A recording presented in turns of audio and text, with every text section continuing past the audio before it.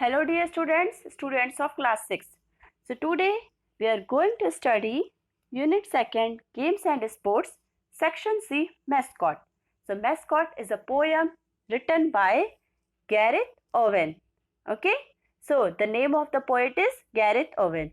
So before starting the poem, before understanding the poem, we will know something about the author, the poet. About the author, Gareth Owen first emerged as a prize-winning writer of poetry for children. So जो Gareth oven थे वो एक prize winning writer थे और वो poetry लिखते थे किसके लिए? चिल्ड्रन के लिए, बच्चों के लिए. He broke new ground in the 60s by writing poetry that grew out of the ordinary. उन्होंने ऐसी पोइट्री 60s में ऐसी पोइट्रीज लिखी जो ऑर्डिनरी पोइट्री से डिफरेंट थी, है ना, और बहुत ही इम्प्रेसिव थी. Ordinary everyday lifes of the children, कि जो एवरीडे लाइफ्स, जो बच्चों की जो एवरीडे लाइफ्स होती है, दैनिक दिनचर्या होती है, उससे वो थोड़ी डिफरेंट थी. कॉमन पीपल की तरह नहीं थी, कॉमन पीपल की लाइफ के समान, जबकि उससे थोड़ी हट कर थी. Some of his famous works are South to the Dark Sun, Omelette, The Man with Eyes Like Windows, etc. उनके कुछ वर्क्स के नाम हैं, मतलब उनके कुछ जो स्टोरीज है या पोइट्रीज है उनके नाम है. तो ये नाम है उनके omelette, the man with eyes like Windows, etcetera. Yes, so what is the meaning of mascot? ये जो पोएम है मैस्कॉट, तो मैस्कॉट की मीनिंग क्या होती है? A person or thing that is supposed to bring good luck, especially one linked to a particular organization or event. तो इसकी मीनिंग होती है एक ऐसा पर्सन और कोई भी थिंग हो सकती है जो कि गुड लक लाती है. अब ये किस चीज़ के लिए गुड लक लाती है? जो कि कोई पर्टिकुलर ऑर्गेनाइजेशन या इवेंट्स या कोई कंपटीशन चल रहा है, प्ले चल रहा है, तो उसके लिए गुड लक कौन लाता है? मैस्कॉट. सो इस पोएम में हम मैस्कॉट के बारे में पढ़ेंगे. एक्चुअली ये जो गैरेथ ओवन है, इन्होंने एक बॉय के बिहाफ में इस पोएम को लिखा है, जो अभी मैं आपको बताती हूँ. So it is a story about नो सेविनो, है ना. एक नो सेविनो एक बॉय है. इन एन एंशियंट नो सेविनोस फादर डाइज. अब एक्चुअल में उसके फादर क्या हो जाते हैं? एक्सीडेंट में एक्सपायर हो जाते हैं, डाई हो जाते हैं, लिविंग हिम पैरालाइज्ड. और वो जो बॉय होता है नो सेविनो, वो पैरालाइज्ड हो जाता है. पैरालाइज्ड बच्चों मतलब हमारा जो बॉडी का कुछ पार्ट है वो इनएक्टिव हो जाता है. हम जीवित तो रहते हैं, हम लिविंग कर रहे होते हैं, बट हमारी जो बॉडी है, बॉडी का कुछ पार्ट, जो भी पार्ट पैरालाइज्ड होता है, वो बिल्कुल भी इनएक्टिव होता है, वो वर्क नहीं करता है. He got disturb for being stuck in a wheelchair. अब वो क्या हो गया था? बिल्कुल डिस्टर्ब हो गया था. क्यों? क्योंकि अब उसे सारा दिन व्हील चेयर में बैठना पड़ता था. और एक्चुअल में इस एक्सीडेंट में हुआ ये था कि उसने अपने दोनों ही पैर खो दिए थे और पैरालाइज्ड हो गया था. ओके.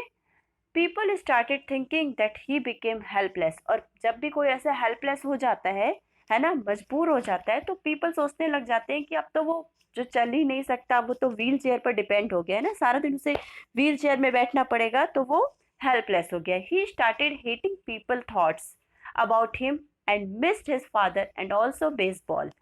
अब वो सारे लोगों से नफरत करना स्टार्ट कर दिया था और वो मिस करता था अपने फादर को और ऑल्सो बेसबॉल, क्योंकि उसे बेसबॉल बहुत पसंद था. वो बेसबॉल खेलता था और क्योंकि उसका पैर नहीं था, वो पैरालाइज्ड हो चुका था, व्हील चेयर में आ गया था, तो वो बेसबॉल भी नहीं खेल पाता था. कोई भी गेम्स एंड स्पोर्ट्स वो नहीं खेल पा रहा था. Family and friends helped him to face the fears.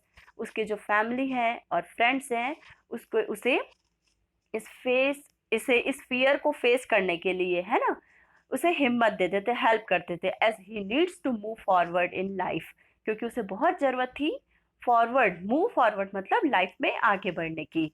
तो बट एक्चुअल में हुआ ये था बच्चों कि ये जो नो सेविनो वो अपने फादर के साथ कार में जा रहा था और वो मैच देखने जा रहा था बेसबॉल का एक्चुअली.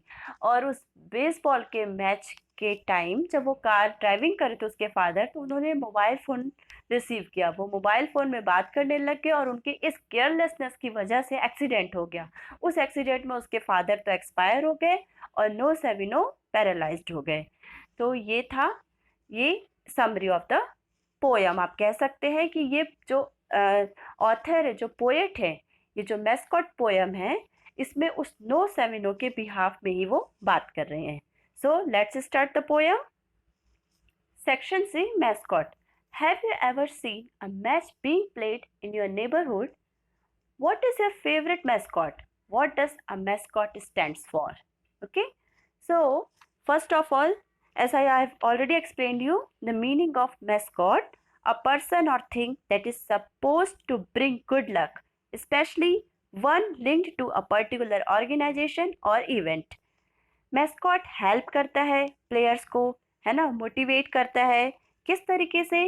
कि वो जब प्लेइंग करते रहते हैं, प्लेयर्स खेलते रहते हैं, तो वो जो डांस चलते रहता है स्टेडियम, जो म्यूजिक बजता रहता है स्टेडियम में, तो उसकी ट्यून पे वो क्या करते हैं, मैस्कॉट डांस करते हैं और इस तरीके से प्लेयर्स चीयर अप होते हैं और वो मोटिवेटेड रहते हैं और इससे उन्हें गुड लक मिलता है, एनर्जी मिलती है कि वो मैच को अच्छे से खेले और विन करें।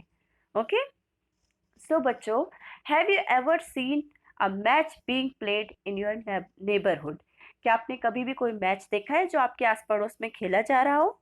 What is your favourite mascot? जो ये मैस्कॉट होते हैं तो ये किसी भी गेटअप में होते हैं। जैसे फॉर एग्जांपल इस पोएम में हम देखेंगे कि पेंगुइन, है ना, पेंगुइन मैस्कॉट है। What does a mascot stands for? तो मैस्कॉट किस लिए स्टैंड करता है वो मैंने बता दिया आपको, गुड लक के लिए, मोटिवेशन के लिए। ठीक है। सो let's start the poem. Watching my local football team play would definitely be more fun if the other team managed fewer goals and our team occasionally won. So जो ये first stanza है, इसमें आपके poet कह रहे हैं, है ना, उस बॉय जो मैंने आपको बताया, एक बॉय था, उसके बिहाफ में कह रहे हैं कि मेरे जो लोकल फुटबॉल टीम प्ले होता है ना, उसे देखना would definitely be more fun, बहुत ही ज़्यादा क्या होगा, फन मिलेगा मुझे, बहुत ही ज़्यादा हैप्पीनेस मिलेगी। ठीक है। लोकल जो फुटबॉल टीम होती है उसके मैच को देखना, उसके प्ले को देखना। If the other team managed fewer goals and our team occasionally won, अगर जो अदर टीम है, दूसरी टीम है जिसके साथ प्ले हो रहा है, जो गेम चल रहा है, अगर वो फीवर कम गोल करे और जो हमारी टीम है वो क्या करे, ओकेजनली जीते। So first stanza. Second, and I certainly enjoyed it better if I was taller than 4 feet 3।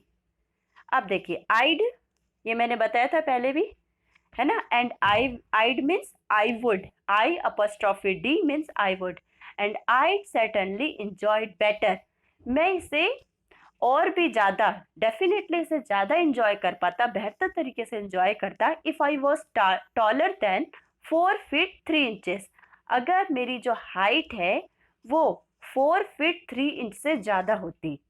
तो एक तो वो पैरालाइज्ड है, व्हील चेयर पे बैठे हुए हैं, खड़े नहीं हो सकते, तो वो कंप्लेंट कह रहे हैं और कह रहे हैं कंप्लेंट करते हुए कि मेरी जो हाइट है अगर वो ज़्यादा होती तो वो उस गेम को बहुत अच्छे से और बेहतर तरीके से इंजॉय कर पाते।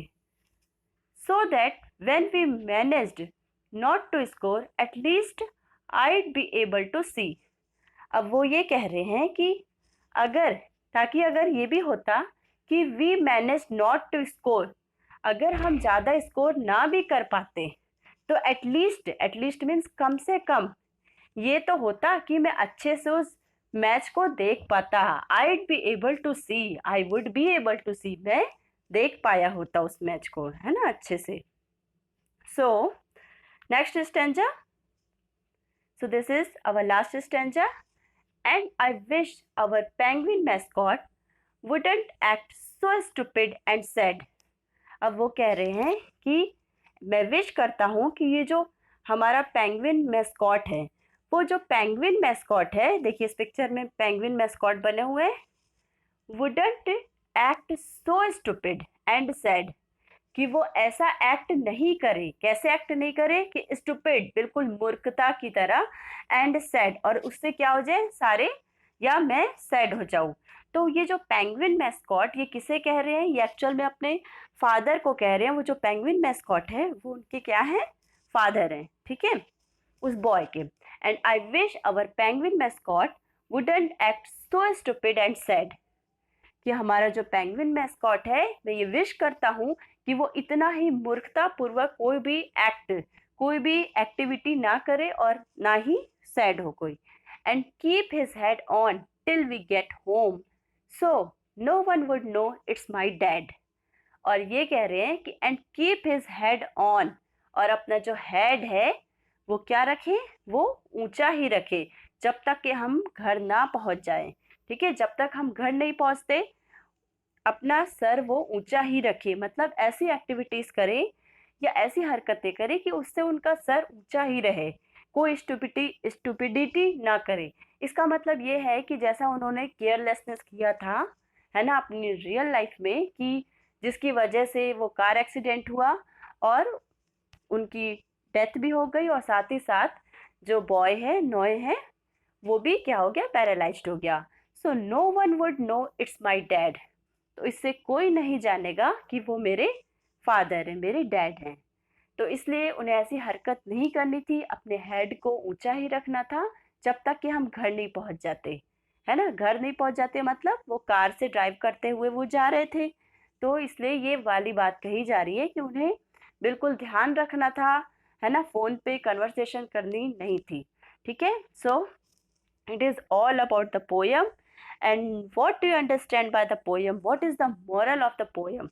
ठीक है, तो ये पोयम हमें क्या समझाती है? एक्चुअल में तो ये जो लाइफ है ना, नो की पूरी लाइफ है, वो स्ट्रगलिंग लाइफ है। उसे अपनी लाइफ में बहुत स्ट्रगल करना पड़ा, क्योंकि जब ये एक्सीडेंट हुआ वो 11 ईयर्स के थे, और 11 ईयर्स की एज में ही उन्होंने अपने पैर खो दिए थे।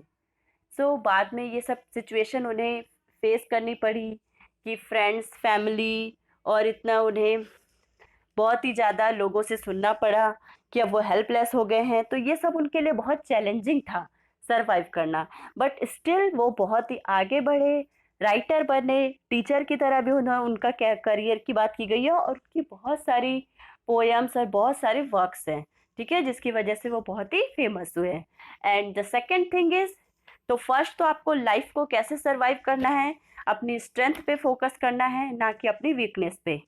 ठीक है, ये हमको पोएट से एजुकेशन मिलती है, लर्निंग मिलती है इस पोएम से। And the second thing is कि आपको जो आपकी रोड के रूल्स हैं उसको फॉलो करना है ना। आपको कोई भी जो इलेक्ट्रॉनिक गैजेट्स हैं कभी भी ड्राइविंग करते हुए, राइडिंग करते हुए आपको यूज़ नहीं करने हैं। जैसे कि इस पोएम में जो फादर थे, नो के फादर, उन्होंने यूज़ किया, उन्होंने वो टेलीफोन में, सॉरी, मोबाइल में बात कर रहे थे, और इस वजह से क्या हो गई, नो को बहुत ज़्यादा सफ़र करना पड़ा, है ना, और साथ ही साथ उनकी भी डेथ हो गई।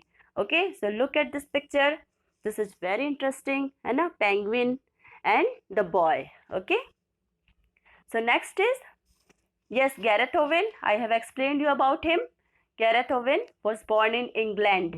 वो इंग्लैंड में बॉर्न हुए थे 1936 में। he was a writer, actor and director. ठीक है, he has written various books for children including Salford Road, Song of the City, The Man with Eyes Like Windows. So ये सब उनके वर्क है। Okay, so that's all for today's video. In the next video, है ना, we will see the question answer or exercise also, grammar portion. So that's all for today's. Thank you for watching. And one more thing at the last, I never ever said you about liking, subscribing and sharing.